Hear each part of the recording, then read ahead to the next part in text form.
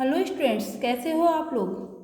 आज मैं आप लोगों के सामने क्लास 12th हिंदी आरोह बुक के चैप्टर 17 सीरीज़ के फूल का बिल्कुल ही सरल शब्दों में सारांश बताने जा रही हूँ।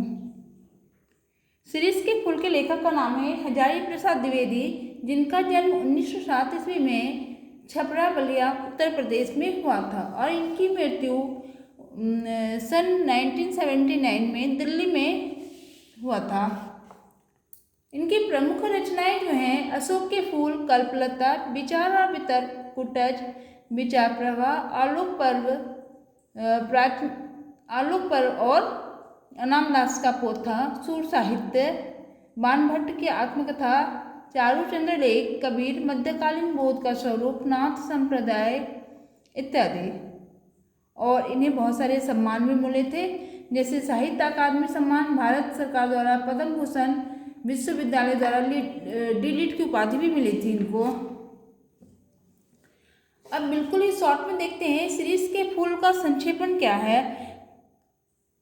यह एक ललित निबंध है और प्रस्तुत ललित निबंध के लेखक के निबंध संग्रह कलकत्ता से उद्धृत है, यानी ये कलकत्ता से संपादन हुआ था इसका। इसमें लेखक ने सीरीज के फूल के माध्यम से मानव की दृढ़ इच्छा शक्ति का विश्लेषण किया है, यानी जो दृढ़ इच्छा शक्ति होती है, जो इंसान सोच लेता है, मन बना लेता है, बिल्कुल दृढ़ इच्छा शक्ति का विश्लेषण किया गया है। भीषण गर्मी में विपरीत परिस्थितियों के रहते शिरीष के पेड़ का नीचे से ऊपर तक फलों से लदा रहना, जैसे बहुत ज़्यादा गर्मी है और उस समय भी शिरीष के वृक्ष में फूल और फलों से लदा रहता है, लेखक को सुकून प्रदान करता है। बहुत फूल इतनी गर्मी में महकने की हिम्मत भी नहीं रखते हैं। कनेर और अमलतास जैसे वृक्ष गर्मी में फूलते अवश्य हैं, परंतु बहुत कम दिन के लिए। वसंत ऋतु में पलाश का वृक्ष कुछ दिन के लिए फूलता है, लेकिन फिर वो ठूंठ हो जाता है। ठूंठ हो यानी खिलना बंद हो जाता है।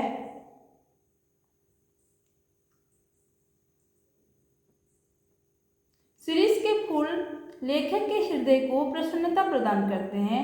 इनके छायादार होने के कारण लोग इन्हें अपने आंगन में लगाना पसंद करते हैं।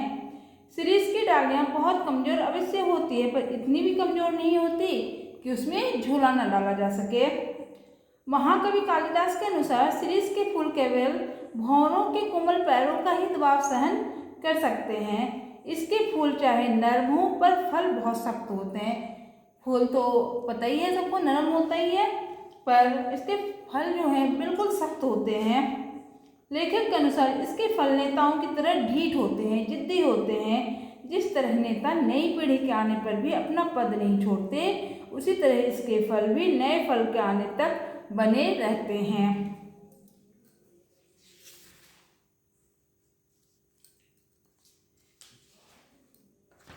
लेखक को आश्चर्य होता है कि पुराने की यह अधिकार लिप्सा समाप्त क्यों नहीं होती।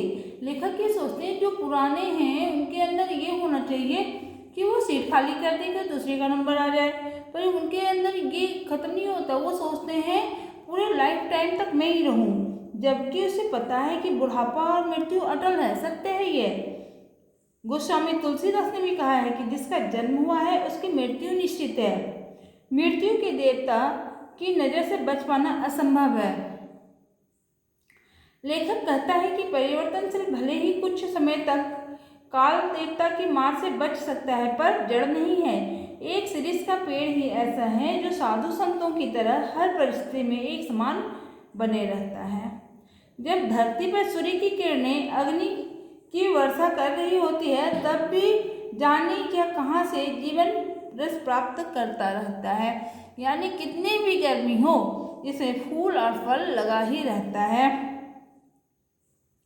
लेखक के अनुसार इस संसार में अवधूतों के मुख से ही सरस रचनाएं निकलती है।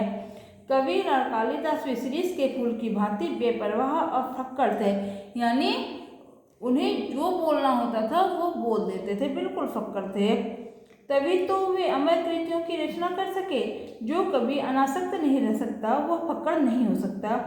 कर्नाटक राज्य की प्रिया ने तो इस संसार में मात्र 3 कवियों को ही स्वीकार किया है। उनके अनुसार प्रथम कवि ब्रह्मा ने वेदों, द्वितीय कवि महर्षि वाल्मीकि ने रामायण और तीसरी कवि महर्षि व्यास ने महाभारत की रचना की थी। उन्होंने जो तीन ही कवि को माना, पहला उन्होंने माना ब्रह्मा को जिन्होंने वेद और पुराण की रचना की थी, द्वितीय कवि थे वाल्मीकि जिन्होंने रामायण लिखा था, और तीसरे कवि थे महर्षि व्यास जिन्होंने महाभारत लिखा था। लेखक स्पष्ट करना चाहता है कि यदि कवि बनना चाहते हो तो फक्कड़ अवश्य बनिए। फक्कड़ का मतलब होता है बेपरवाह बन जाइए, कौन क्या कह रहा है इससे कोई मतलब नहीं है, जो हमें कहना है, जो हमें करना है वो करना ही है। लेखक कहना चाहता है कि छंद बना लेने और तुक जोड़ लेने भर से कोई कवि नहीं बन जाता है, उसके लिए अविचल बुद्धि, तापित हृदय का होना आवश्यक है। कालिदास में यह गुण थे, उसका एक एक श्लोक भाव व्यंजना यति गति से युक्त होता था। कालिदास कृत अभिज्ञान शाकुंतलम में महाराज दुष्यंत ने शकुंतला का एक चित्र बनाया, पर उन्हें बार बार यही लगता है कि इसमें कुछ कमी रह गई है। बड़ी देर बाद उन्हें समझ में आया कि वे शकुंतला के कानों में शिरीष के फूल बनाना भूल गए थे। कालिदास अंतःबाह्य सौंदर्य के मर्मज्ञ थे। कालिदास की भांति सुमित्रानंदन पंत और गुरुदेव रविंद्रनाथ में भी अनासक्ति थी। कोई विषम परिस्थितियों में भी स्थिर रहना सबके लिए संभव नहीं है। हमारे देश में महात्मा गांधी ऐसे ही थे। वे भी शिरीष के फूल की तरह वायुमंडल से रस खींचकर अत्यंत कोमल और कठोर हो गए थे। यही शिरीष लेखक को रह रहकर पीड़ा देता है। ओके स्टूडेंट्स, ये चैप्टर आपका इतना ही है, और नेक्स्ट चैप्टर में हम प्रश्नोत्तर के साथ आपके से दोबारा वीडियो अपलोड करते हैं। Okay, thank you.